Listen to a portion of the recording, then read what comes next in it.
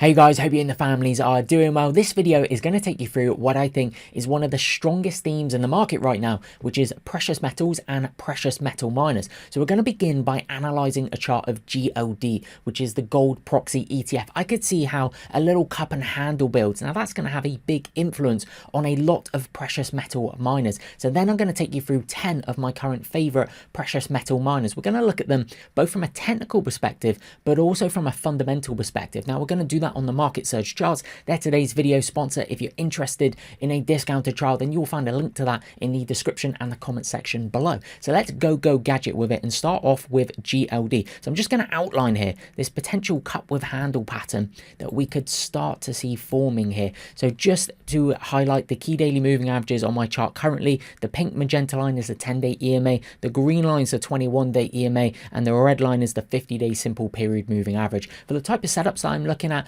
the pink magenta line 10-day EMA and green 21-day EMA is going to be really important when we're going through those individual precious metal miners in around about a minute's time or so. So with GLD here, okay, on the 28th of February, it puts in this nice big shakeout with a really strong close as well. So when I'm looking at developing bases, I really like to see nice shakeouts around the low. So you can see the GLD here, okay, really nice uptrend, starts then topping out, trades down here, shake out underneath the 21-day EMA, strong rebound back towards the base highs here, and now just starting to consolidate in this tight range. My actual preference here with GLD and the spot gold and gold futures would actually be to see a shakeout around the 21-day EMA in coming sessions, coming weeks. I think that could create a very advantageous and kind of opportune time to be targeting some of the precious metal miners. So what I'm looking for is this, okay, this kind of cup with handle to form. I would like to see a shakeout or two. You see this kind of bounce here?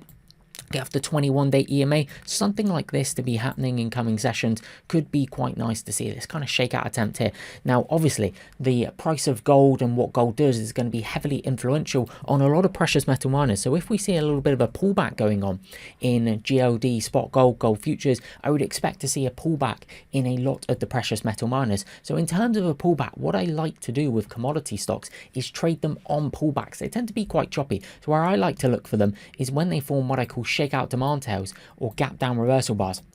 They're around key daily moving averages. So I'm just pointing to a couple of them here. When they trade back in, so they move higher and then they trade back in, form those shakeouts around the 10-day EMA or the 21-day EMA. So I'm just going to take you through 10 of what I think are some of the strongest ones. The one we'll begin with here is Alamos Gold. Now, why I'm using the market surge charts here is I'd like to highlight some of the fundamentals that I pay attention to. So the most important ones for me, well, the kind of four most important ones for me are going to be the earnings, the sales, the earnings per share, and the estimates there. I'd include those under that same umbrella. And also, it's nice to see an acceleration in the after-tax margins as well. But we will really focus on the earnings of sales and the EPS estimate. So when I take a look at the likes of Alamos Gold, this is the relative strength line versus the S&P 500, really strong. Now you're going to see this across the board with all the precious metal miners that I'm going to show you. I like to see strength. I like to see an improving relative strength line where the RS line, you can see it here. See how it's in the context of an uptrend? Higher highs, higher lows, higher highs, higher lows. I really like to see that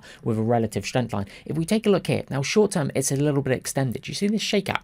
See this shakeout? This is what I was talking about here. We're potentially looking for GLD to do, or some of these other precious metal miners. I'd really like to see this pullback back in to the 10-day, 21-day EMA, into this vicinity. The 21-day EMA, in my view, is a real sweet spot for many leading stocks. So whatever the group, whatever the theme may be, the 21-day EMA, I think that's a real kind of sweet spot around there to be looking for potential setups. What I like here with AGI, you can see earnings year over year are up 108%, sales are up 48%, year over year, acceleration in the after-tax margins as well. Then something that I pay close attention to, it's a little bit of a nuance, but something that I like to do is the annual EPS. Okay, what I like to see is general sequential growth year over year. So if we take a look here, around about 7 years ago or so, you can see 5 cents a share, 21 cents a share, 39, 41, 28, 53, 80. There's a gradual uptrend here, but here's where the kicker starts to come in.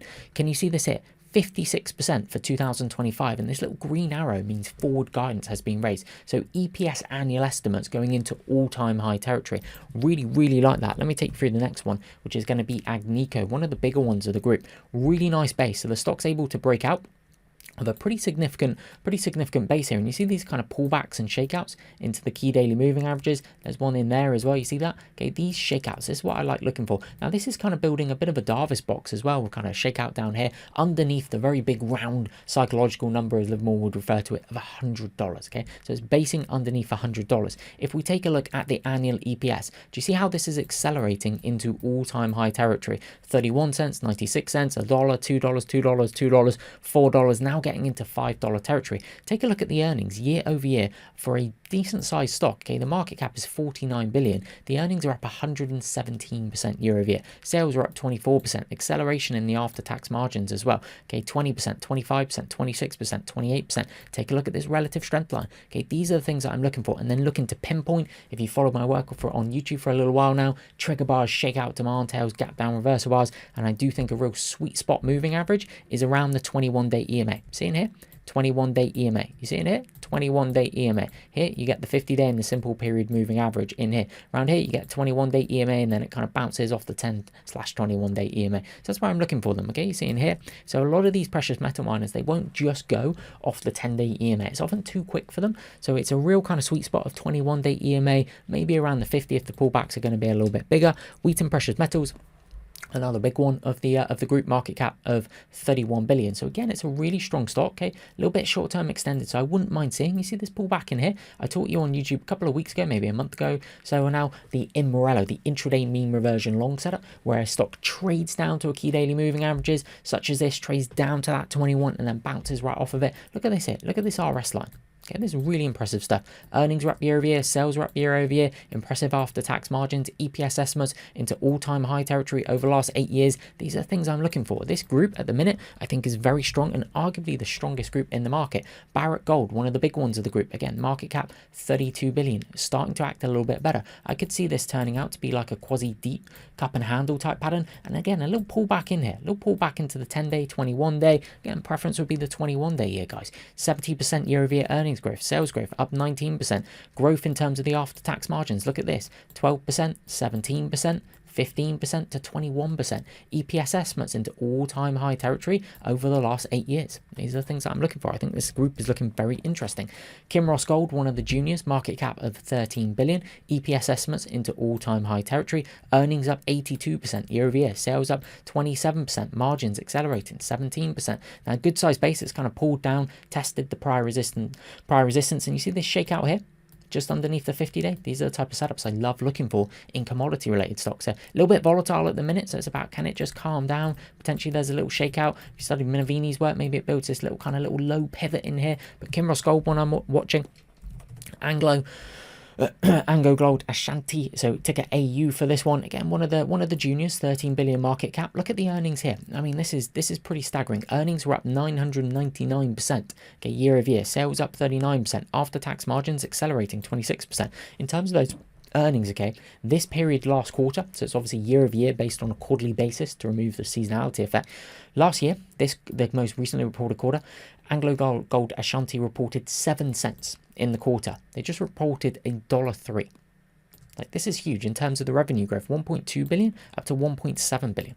These stocks look interesting. Look at the EPS estimates into all-time high territory. And again, this is before you potentially have the view that gold is going to trend significantly higher. I currently have that view. I think gold is looking like the line of least resistance, use Livermore terminology, is to the upside. So if the price of gold, price of silver starts going up, what do you think is going to happen to the earnings and the profitability of a lot of these precious metal miners? I think it's going to be very, very bullish for them. Goldfield, similar in a way to Anglo Gold Ashanti. Look at this, 249% earnings up year over year. Reported 15 cents, now up to 52 cents. Very impressive. 1.5 billion in sales relative to 1.1 billion in sales, up 38%. After tax margins up to 30% as well. So this stock here broke out this little base, but you see this shakeout down here, same day, the 28th of February. I was going to say October for some reason. 28th of February. See that? But it's the same day where GLD. Remember that chart of GLD that I showed you at the start? So that's why you got to think about the correlation between the precious metal being gold and a lot of the gold miners. See this? GLD, okay, puts in this shakeout down here on the 28th. What does GFI do? Same session. There you go. See the shakeout? Okay, so you've got to be aware of the correlations and what's going to influence these stocks. Now, for me, short-term extended here, so a little kind of pullback back in here, okay, and then target more so a pullback type of entry in this stock. But Goldfields looks pretty interesting. Again, EPS estimates into all-time high territory. A couple more for you. HMY. Then we've got two more after HMY. So HMY, this one here, potential for a pretty sizable base that's building here. So I like big bases. Big causes tend to lead to big effects. Look at the RS line in the last week or so. I mean, that's literally pointing to the proverbial moon. 28% year over year, 17% sales growth. Earnings, after-tax margin, accelerating as well. EPS estimates into all-time high territory. Forward guidance being raised as well, plus 43% EPS estimates 2025. See this? 17 cents, losing money, 58 cents, 29 cents, 42 cents, $1, $1.43, $1.72. Really like this group at the minute. I think it's very strong, and I think you're also getting, generally speaking, the sales growth, the earnings growth there as well, and the EPS estimates and the EPS growth there too. I like that. And oftentimes there's an acceleration in the margin as well. SSRM is a little bit of a cosy kind of like turnaround one. They bought a mine off of Agnico.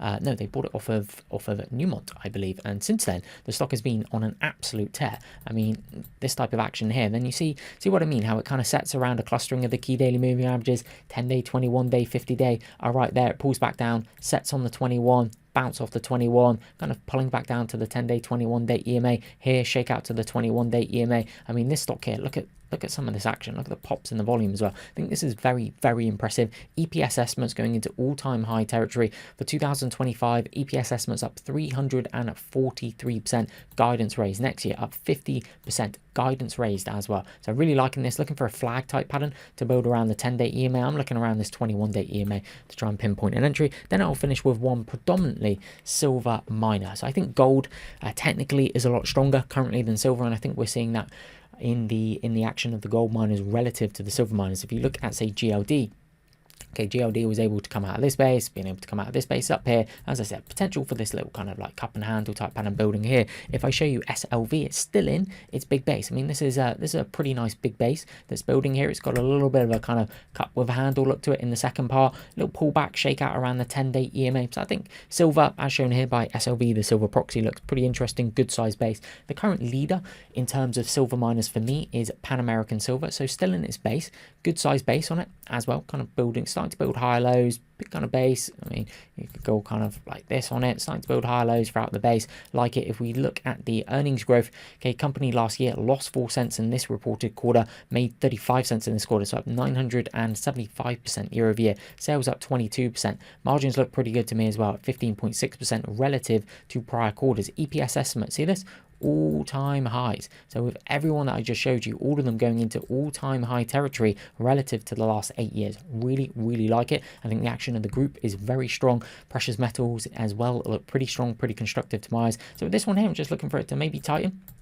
Okay, around the 10-day, 21-day EMA, maybe there's going to be a shakeout back to, say, the 50 like this. But looking at this here, second half of the base, this kind of cup and handle developing, shakeout off the 50 coming through in there as well. So I think the action here is very constructive. It's one of the areas, if not the area, highest on my current radar in terms of watching and analyzing what gold is doing, what silver's doing, and what the leading precious metal miners are doing as well. I think the technical action is very solid. And as I just took you through here on the market surge charts, I think the earnings, the sales, the after-tax margins, the annual EPS and the estimates is looking very solid for many of the leaders. So I hope you guys enjoyed that video. Thank you very much for watching, especially if you made it all the way to the end. And as always, I look forward to seeing you in a future video.